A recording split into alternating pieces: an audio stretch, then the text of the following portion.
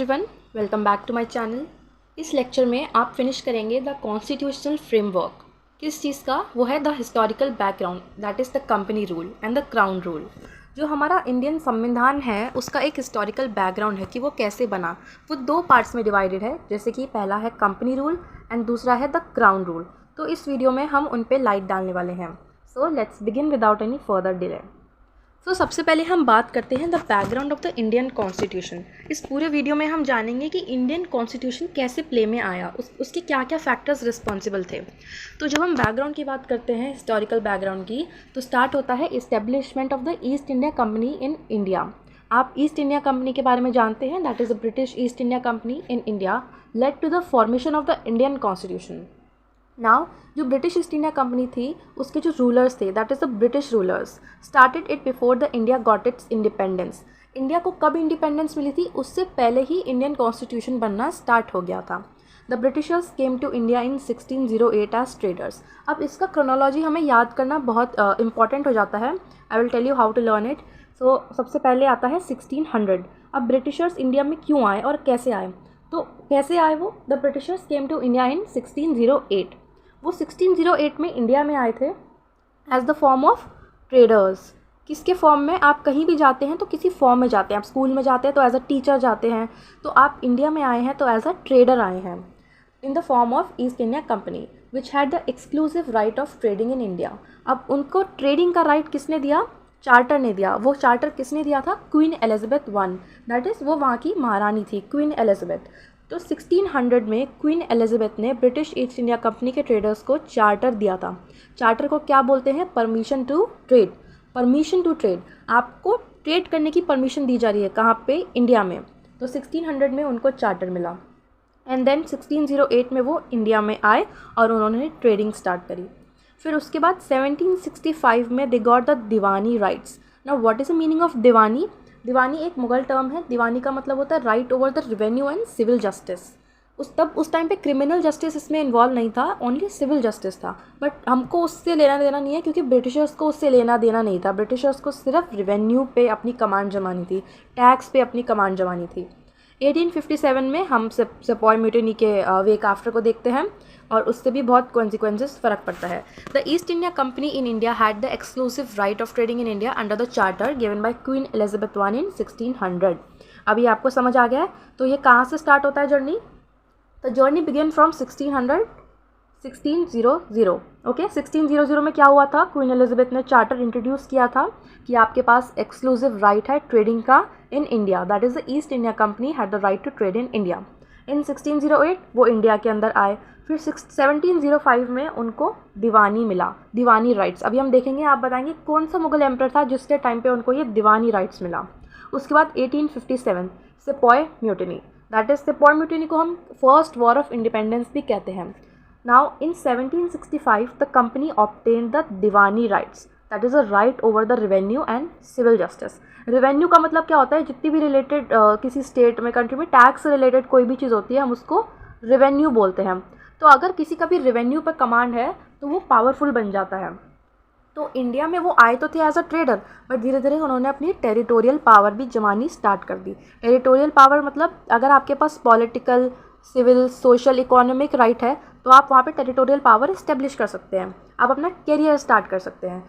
तो 1765 में उनको दीवानी राइट मिला and the company got the right over Bengal, Bihar and Orissa. कहाँ कहाँ का दीवानी राइट मिला? मतलब कहाँ कहाँ के रेवेन्यू और सिविल जस्टिस पे राइट मिला? बंगाल, बिहार एंड उड़ीसा। आप जैसे इंडिया का मैप देखते हैं, north, south, east and west. तो Bengal is in east, Bihar is in north east area and Orissa is in south and east this area. तो ये जो तीनों एरिया थे ये बहुत फ्लरिशिंग, बहुत मतलब तब टाइम के बहुत प्रॉस्पेरस एरियाज थे, स्टेट्स थी। वहाँ का अगर आपको उनको रेवेन्यू का राइट मिल गया, दैट इज़ द दीवानी। अब क्यों मिला दीवानी हम जान लेते हैं। इन 1765 कब मिला था उनको दीवानी? 1765। Now let's revise again. 1600 में क्या हुआ था? क्वीन एलिजाबेथ ने ईस्ट इंडिया कंपनी को, ट्रेडर्स को चार्टर दिया था इंडिया में आके रूल करने के लिए। 1608 में वो ट्रेडर्स इंडिया में आ गए थे। 1765 में उनको ट्रेडिंग के साथ साथ इंडिया में टेरिटोरियल पावर का भी राइट मिल गया था, that is the diwani right. Diwani right का मतलब क्या होता है? Right over revenue and civil justice, but civil justice से इंग्लिश मैन को कुछ लेना देना ही नहीं था, उनको लेना देना था हमारे रेवेन्यू से। And the main reason was the battle of Buxar. अब हम बैटल ऑफ बक्सर, अगर आपने मॉडर्न हिस्ट्री की में पढ़ा होगा तो आपको पता होगा, मैं बता देती हूँ आपको। इन 1765 द दीवानी राइट्स मतलब रेवेन्यू का और सिविल जस्टिस का right was given by the Mughal emperor Shah Alam. कौन सा मुगल एम्पर था उस टाइम पे? शाह आलम। और क्यों दिया उन्होंने दीवानी राइट? कहाँ कहाँ का दिया था? अभी हमने डिस्कस किया था, Bengal, Bihar and Orissa. Bengal, Bihar and Orissa. And the main reason was the battle of Buxar. अब जो बैटल ऑफ बक्सर है वो जो फॉट हुआ था किस ईयर में हुआ था? 1764। बैटल ऑफ बक्सर बहुत इंपॉर्टेंट हो जाता है जब हम हिस्टोरिकल बैकग्राउंड की बात करते हैं, because battle of Buxar was fought between the forces of the Mughal empire. किन 3 लोगों के बीच में बैटल ऑफ बक्सर फॉट हुआ था? अच्छा, डिफरेंस है, battle of Buxar and battle of Plassey में डिफरेंस है।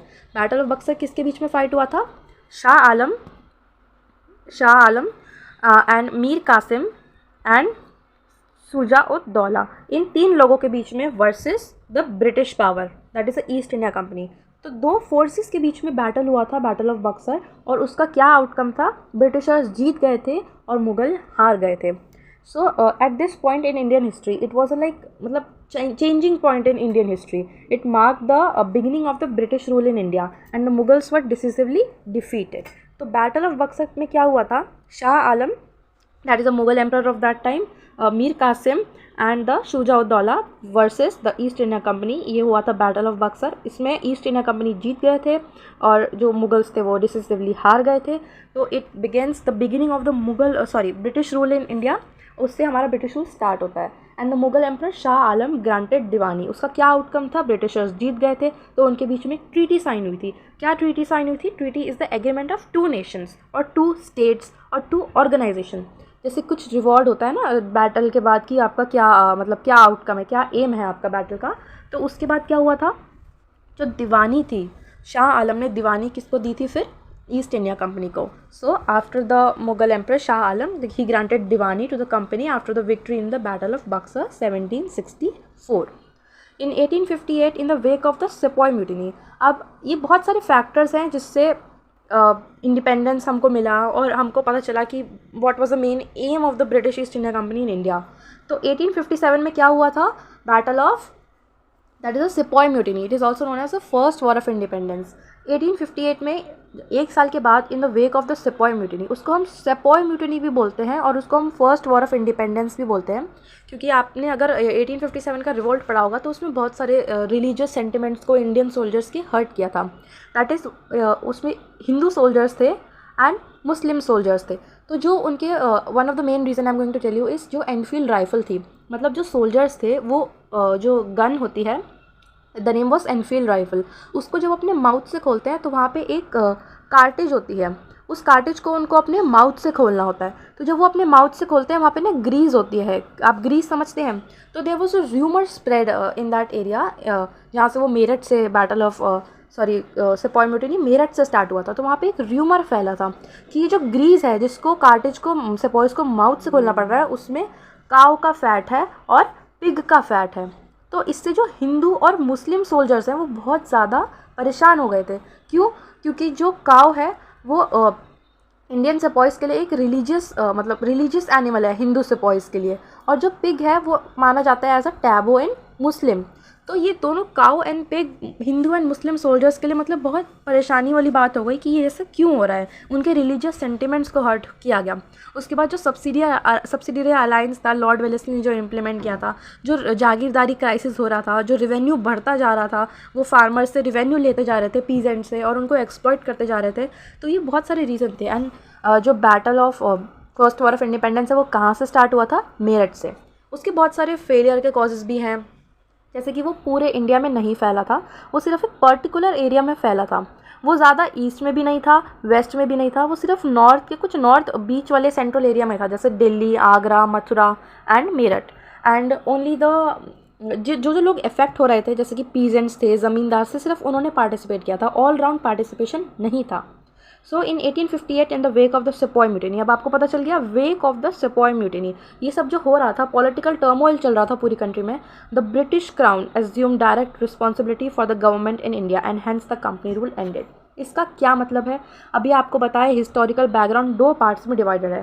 पहला है कंपनी रूल और दूसरा है क्राउन रूल। पहला क्या है? कंपनी रूल और दूसरा क्राउन रूल। तो जो कंपनी है वो चार्टर लेके आई थी east India company queen Elizabeth one से। उन्होंने कब तक रूल किया? 1773 टू 1858। अब आपको समझ आया 1858 क्यों है? क्योंकि 1857 में battle of that is the first war of independence हुआ था। उसके बाद इतना ज़्यादा पॉलिटिकल टर्मोइल हुआ पूरी कंट्री में कि क्वीन एलिजाबेथ ने अपना चार्टर वापस ले लिया और यहाँ तक कंपनी रूल एंड हो गया। इसके बाद ब्रिटिश ईस्ट इंडिया कंपनी जो थी वो चली गई। उसके बाद क्या हुआ? जो क्राउन रूल है इंडिया में वो स्टार्ट हुआ। क्राउन रूल कब से लेके कब तक था? क्राउन रूल का मतलब है कि फिर क्वीन एलिजाबेथ ने खुद से डायरेक्ट कंट्रोल किया इंडिया में और कंपनी को हटा दिया। क्राउन रूल कब से स्टार्ट हुआ था? 1858 जब से कंपनी रूल एंड हुआ था टू 1947 और 1947 के बाद हमको इंडिपेंडेंस मिल गया था। The crown rule continued until India was granted independence that I told you in 15 August 1947। Hence, the independent came the need for a constitution। अब जब किसी को जब छोटा बेबी बॉर्न होता है तो सबसे पहले कुछ भी करने से पहले उसका बर्थ सर्टिफिकेट बनाया जाता है। ठीक है, जब भी कोई बच्चा पैदा होता है उसका बर्थ सर्टिफिकेट बनाया जाता है। तो वैसे ही अगर हमारा कंट्री बॉर्न हुआ है, हमारा कंट्री इंडिपेंडेंट हुआ है, तो हमारा भी एक कॉन्स्टिट्यूशन बनना चाहिए, कॉन्स्टिट्यूएंट असेंबली बननी चाहिए। तो कॉन्स्टिट्यूशन बनाने के लिए कॉन्स्टिट्यूएंट असेंबली को सेटअप किया गया था for the purpose of making the constitution in India for the rules and regulations in 1946, and on January 26, 1950 constitution came into being। important dates हैं। now अगर हम historical evolution of the Indian constitution की बात करते हैं तो अभी आपको समझ आया it is divided into 2 stages, that is the company rule and the crown rule। company rule आपको पता चल गया, चार्टर दिया था क्वीन एलिजाबेथ ने उनको 1600 में। उसके बाद 1608 में वो इंडिया आए थे। 1765 में उनको दीवानी राइट्स मिल गया था Shah Alam that is battle of Buxar की वजह से। उसके बाद में 1857 में हमारा that is first war of independence हुआ था, उसको हम सेपॉय म्यूटिनी भी कहते हैं। उसके बाद से इतना ज़्यादा पॉलिटिकल टर्मोइल हुआ कि वहाँ से उन्होंने बंद कर दिया East India Company back to England. Now the crown rule start हुआ, that is the direct control of the British government in India, that is from 1858 to 1947, and 1947 के बाद हमको मिल गया था independence. Do you get that? Now company rule के बारे में हम नेक्स्ट वीडियो में पढ़ेंगे क्योंकि ये बहुत सारे एक्ट्स से बना हुआ है। ये आप एक्ट्स देख रहे हैं ना, जैसे आप फुटबॉल खेलते हैं, आप कोई भी स्पोर्ट खेलते हैं तो उसकी एक लिस्ट होती है, उसकी रूल्स बुक होती है। तो वो उसमें सिर्फ एक रूल नहीं होता, उसमें बहुत सारे रूल्स होते हैं। तो ऐसे ही कंट्री को कॉन्स्टिट्यूशन को बनाने के लिए भी बहुत सारे एक्ट्स के थ्रू उनको गुजरना पड़ता है। तो कंपनी रूल कब से कब था? 1773, 1858। उसमें ये एक्ट्स हमारे थे, जैसे regulating act, Pitt's India act, charter act and charter act. ये अलग अलग 1813, 1833, 1853। इसको हम अच्छी तरह से नेक्स्ट वीडियो में पढ़ेंगे। एंड द क्राउन रूल मतलब 1858 after the sepoy mutiny in 1857 to 1947 that is the independence. The government of India act 1858। हम ऐसा भी बोला जाता है तो कॉन्स्टिट्यूशन ऑफ इंडिया 80 to 90% है government of India act 1858। Now Indian council act, government of India act again 1919, government of India act 1935, Indian independence act 1947। Now the conclusion, make sure you read this whole paragraph। The background of the Indian Constitution started with the establishment of the East India Company। कब हुआ था? 1608 in India। Charter कब मिला था? 1600। अगर आप पूरा video नहीं देखेंगे तो आप लास्ट तक फिर कंक्लूजन भी नहीं समझ पाएंगे। सो ट्राई टू पूरा वीडियो देखें और चाहे आप 2x पे देखें पर उसको समझें ताकि आप ये रिलेट कर पाएँ फिर। By the British started introducing different acts. जो कंपनी हमने रूल में पढ़ा एक्ट्स अभी हम नेक्स्ट वीडियो में पढ़ेंगे, और जो चार्टर एक्ट्स वगैरह हैं। And they made a renewal of their east India company agreement every 20 years। After few years they gradually started conquering India and made rules that suited them.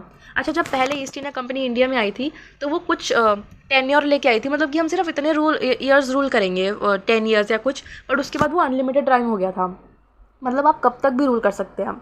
By the end of the company phase, the British had completely conquered India। After the crown rule of the British, India gained its independence. That is, after gaining independence in 1947, it took almost 3 years for the Indian Constitution to be established। अब आप ये भी comment section में बताइए कि Indian constitution को बनने में कितना टाइम लगा था? 2 years, how many months and how many days? So that was it for the historical background of the company rule and the crown rule of the making of the Indian Constitution। I hope this video is clear to you, and if you have any doubts then please do let me know in the comment section। Till then, thank you, and please like, share and subscribe। Thank you. Keep studying.